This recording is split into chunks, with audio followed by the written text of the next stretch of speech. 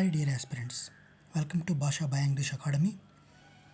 ఈరోజు మనము TET July 2024 నోటిఫికేషన్కి సంబంధించినటువంటి ఎస్జిటి సెషన్ 6/10/2024లో జరిగిన సైకాలజీ బిట్స్ చూద్దాము.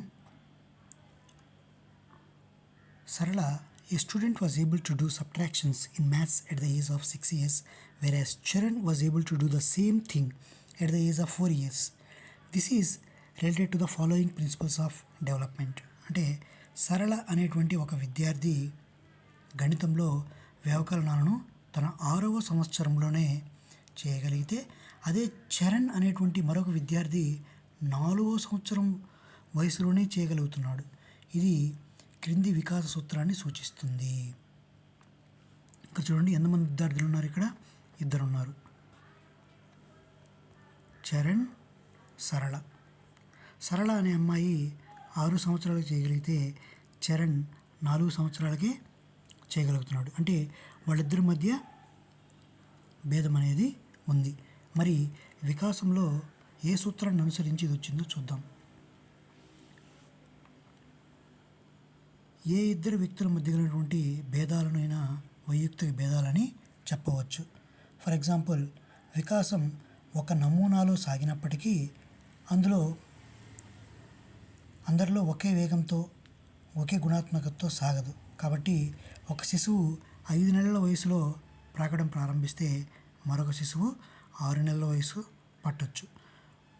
ఒక తల్లికి పుట్టినటువంటి బిడ్డల్లో ఒక బిడ్డ 2 సంవత్సరాలకు మాట్లాడితే మరొక బిడ్డ 3 లేదా 4 సంవత్సరాలకు కూడా మాట్లాడవచ్చు. కాబట్టి ఇలా వ్యక్తుల మధ్య ఉన్నటువంటి ఈ భేదాలని వైయక్తిక భేదాలు అని చెప్పవచ్చు. అంటే వికాసంలో కలిగినటువంటి వైయక్తిక భేదాల వల్ల సరళ అనే విద్యార్థి 6 సంవత్సరాల వయసుకి ప్రాబ్లమ్స్ చేయగలిగితే చరణ్ 4 సంవత్సరాల్లోనే చేయగలుగుతున్నాడు. మరి రాంగ్ ఆప్షన్స్ని చూద్దాం ఒకసారి. పెరుగుదల, వికాసం అన్ని దశలలో ఒకే విధంగా జరగదు. అంటే వికాసం నిరంతరంగా కొనసాగుతుంది. అయినప్పటికీ బాల్యంలో జరిగే మార్పులతో పోలిస్తే నవజాత శిశువులో వికాసం ఎక్కువ వేగంతో జరుగుతుంది. దీన్నే వికాసం అన్ని దశల్లో ఒకే విధంగా జరగదు అని చెప్పవచ్చు.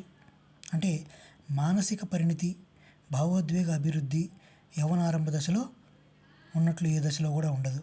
అలాగే శైశవ దశలో శారీరక వికాసం ఎక్కువగా ఉంటుంది. అదే కౌమార దశలో ఉద్వేగ వికాసం ఎక్కువగా ఉంటుంది. బాల్య దశలో మానసిక వికాసం శైశవ దశతో పోలిస్తే ఎక్కువగా ఉంటుంది. అంటే పెరుగుదల, వికాసం అన్ని దశల్లో ఒకే విధంగా జరగదనడానికి దీన్ని మనం చెప్పుకోవచ్చు.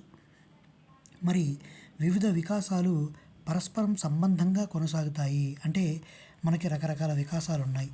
ఉద్వేగ వికాసం, శారీరక వికాసం, మానసిక వికాసం, సాంఘిక వికాసం, నైతిక వికాసం, ఇలాంటి ఈ వికాసాలన్నీ ఒకదాని మీద ఒకటి ఆధారపడి పరస్పర సంబంధంగా జరుగుతాయి అన్నది ఈ వికాస సూత్రం తెలుపుతుంది. దీనికి మనం పర్ఫెక్ట్ ఎగ్జాంపుల్ ఏం చెప్పుకోవచ్చు అంటే, a sound mind in a sound body. అంటే సమగ్ర మూర్తిమత్వం, ఆల్ రౌండ్ డెవలప్మెంట్. అంటే మానసిక వికాసం సరిగ్గా లేనటువంటి పిల్లవాడు సాంఘిక, నైతిక వికాసాల్లో కూడా వెనకబడి ఉంటాడు. ఎందుకంటే వాళ్ళు ఒక వికాసం లేదు కాబట్టి మరొక వికాసం వెనకబడి ఉన్నాడు. అంటే వ్యక్తిలో వికాసం పరస్పర సంబంధంగా ఉంటుంది. అన్ని వికాసాలు ఒకదాని మీద ఒకటి ఇంటర్డిపెండెంట్ అయి ఉంటాయి.